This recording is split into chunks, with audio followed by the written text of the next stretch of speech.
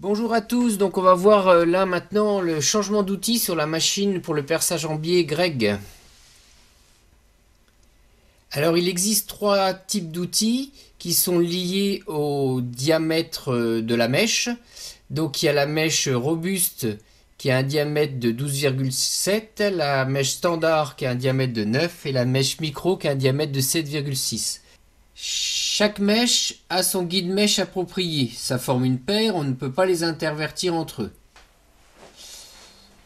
Alors la première chose à faire avant de démarrer, bien entendu, c'est de débrancher la machine. Il faudrait surtout pas, on va manipuler la mèche, donc il ne faudra pas que la machine se mette inopinément en route. On dévisse à fond la presse pour la relever, pour permettre la levée de la trappe. Sinon, ça va buter contre. Avec la clé fournie, on déverrouille la trappe. On la soulève comme un capot de voiture, et aussi comme un capot de voiture, il va y avoir une petite jambe de force, voilà, qui va venir bloquer la trappe en position ouverte, donc on peut travailler sans problème. Première chose à faire, c'est qu'on va enlever la goupille qui relie le bras de commande par l'intermédiaire du bielle là au moteur, et le moteur à ce moment-là libre, et on peut le sortir de ses glissières. Pour enlever la mèche, c'est assez simple, il suffit de soulever le petit mandrin et de retirer la mèche. On peut mettre maintenant le moteur de côté.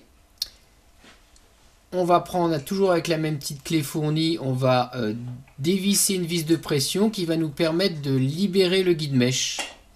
Donc ce guide mèche va être libre de translater et on va le retirer de son logement. On va prendre le nouveau guide mèche qui va avec la mèche que l'on veut utiliser.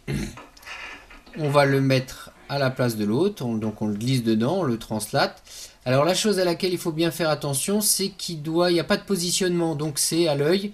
On positionne comme ça pour que ça soit affleurant, que ça ne dépasse pas de la table, mais ça pose aucun problème. Et on revisse la vis de pression pour maintenir le guide mèche en place.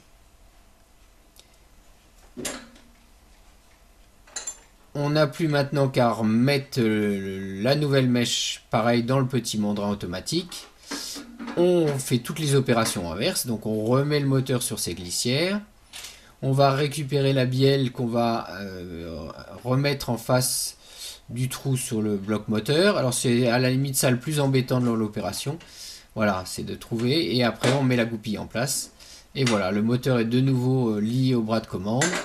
On ferme la trappe, on peut ranger l'outillage, il y a une petite boîte prévue à l'intérieur, on range son outillage, on reverrouille la trappe, on vérifie bien que la mèche sort librement de tout ça, et c'est impeccable.